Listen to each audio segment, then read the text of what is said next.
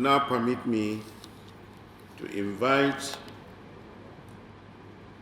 the Permanent Secretary, who is representing the Honorable Minister of Police Affairs, to please come forward and deliver the Honorable Minister's speech.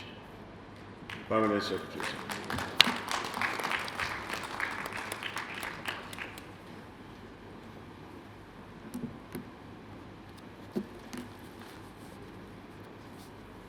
Good afternoon, everybody.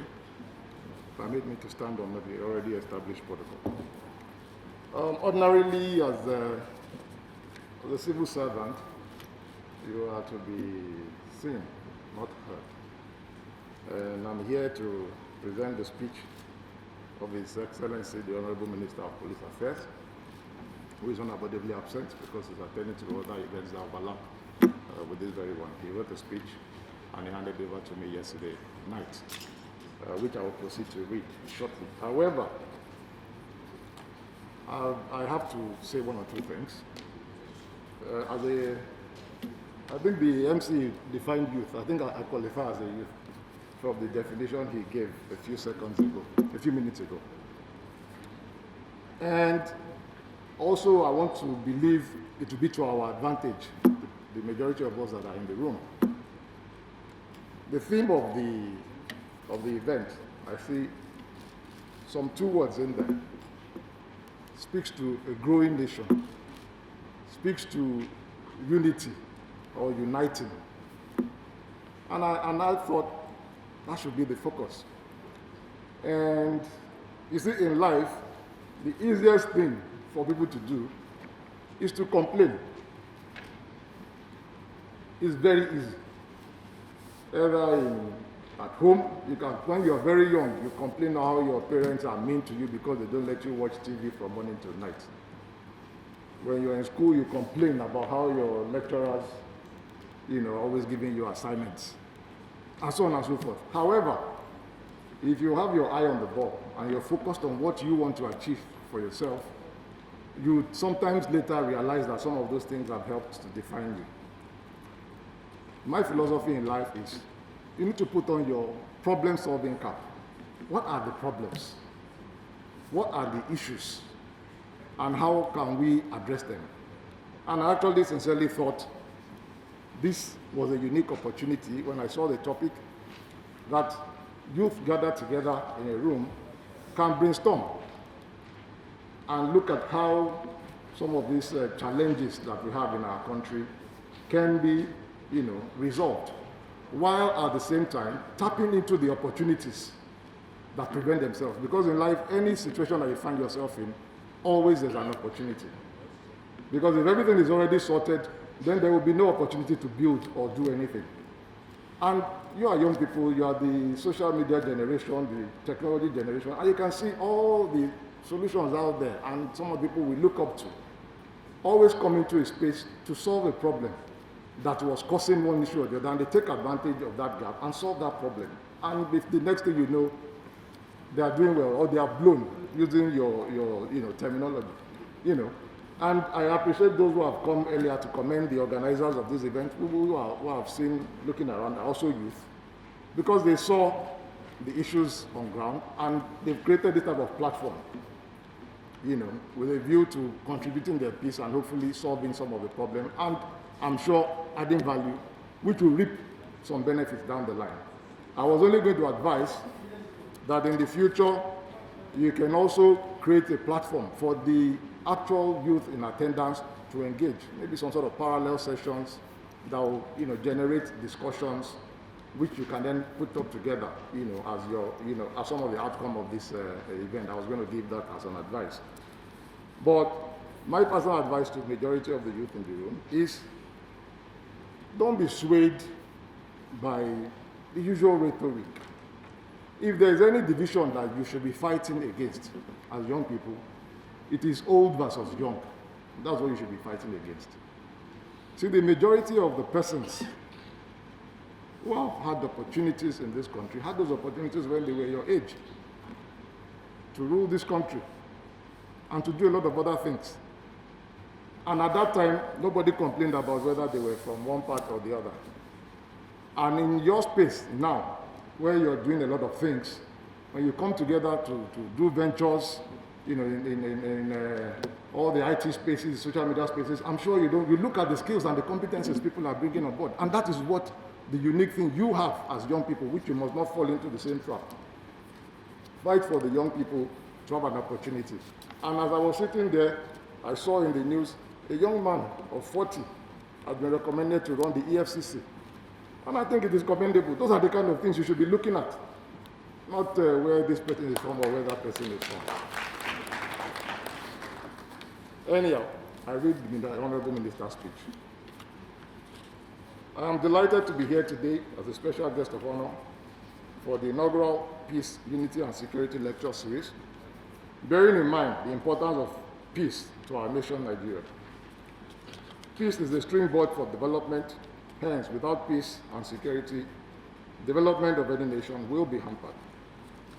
I must commend the organizers of this Peace, Unity and Security Lecture Series, particularly the ECOWAS, the Economic Community of West African States, and the which of which Nigeria is a member, as I'm sure you're all aware, and the leaders of Life and News House for organizing this event. As you well know, the primary role of government is to ensure peace and security of lives and property of its citizens. This task is becoming Herculean due to the dynamics and dimension of crime across the globe, of which Nigeria is no exception. However, government is not resting on its oars. And one of the reasons is why, this is one of the reasons why the Ministry of Police Affairs was reestablished in August 2019 by His Excellency President Muhammadu Buhari to provide the framework for the overall implementation of government's objectives in the area of peace and security, and a list of other deliverables.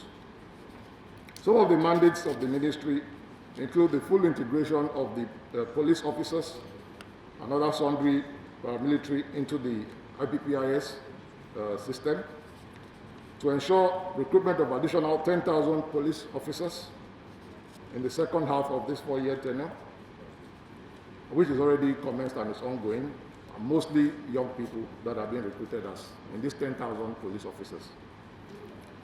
Establish a public-private partnership in the form of a security trust fund for the police.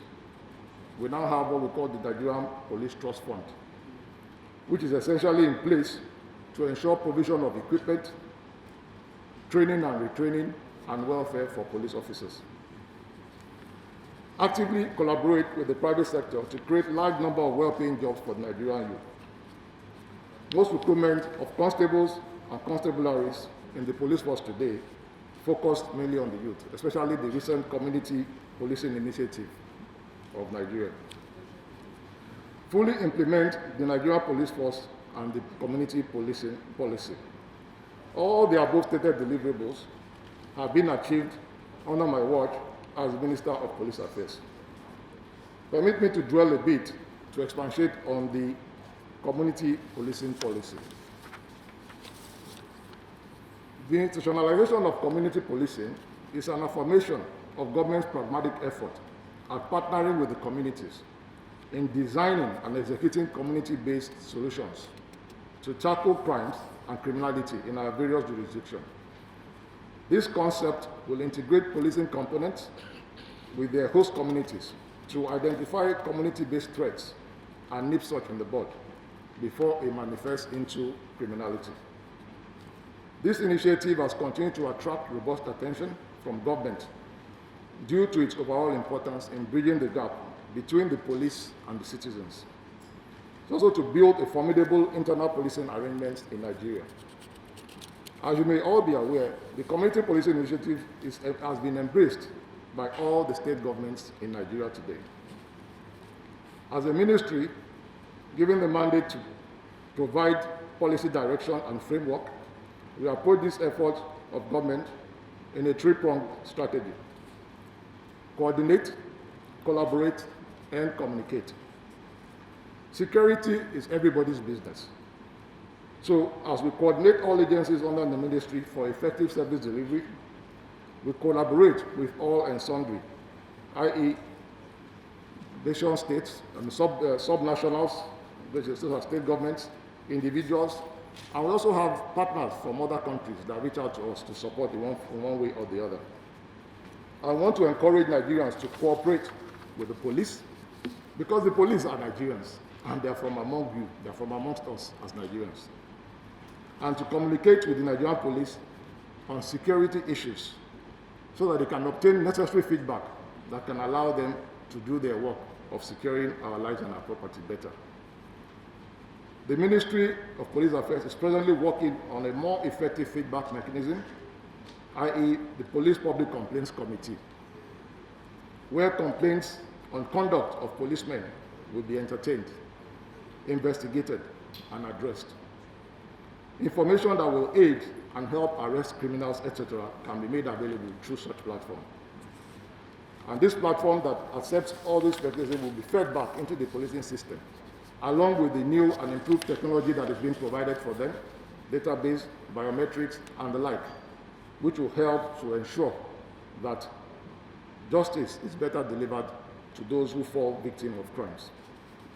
Ladies and gentlemen, the commitment and vigor directed towards security of lives and property in Nigeria by this administration will in no doubt in the coming years place Nigeria among well-secured and peaceful society in the world, which will culminate in the development of our great nation. However, all this will not be achieved if we continue to dwell on issues and if the youth do not come on board. Because they are, as they say, the youth are the leaders of tomorrow. But the fact of the matter is really that tomorrow belongs to the youth. So please, let's come together and join hands and ensure that we build a Nigeria that we want to live in for all of us and for our children yet unborn. Thank you very much.